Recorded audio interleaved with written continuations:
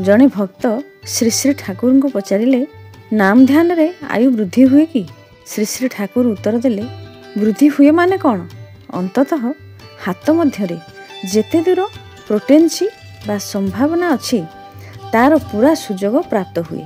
नाम ध्यान रे भाइटाल करेंट बा प्राणस्रोत उद्दोलित और पुष्ट हो उठे।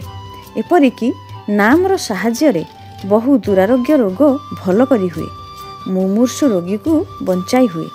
कुष्ठिया रे आमे माने अनेक सेपरी करिछु। नाम ध्यान रे शक्ति बढ़ाई हुए अफुरंत भावे। श्री श्री ठाकुर कथा प्रसंग रे कहिले आम मानकर मुंडटा हला चित्रगुप्तर खाता। अनंत जीवनर इतिहास लेखा अच्छी तार पृष्ठारे पृष्ठारे। नाम ध्यानर साहाय्य रे मस्तिष्कर कोषगुड़िक जदि उपयुक्त भावे जाग्रत करी तोला जाए पूर्व जीवनर अनेक किछि स्मृति ही स्वप्न बा जाग्रत अवस्था धरा दे पारे। आलोचना प्रसंग द्वितीय खंड। जय गुरु।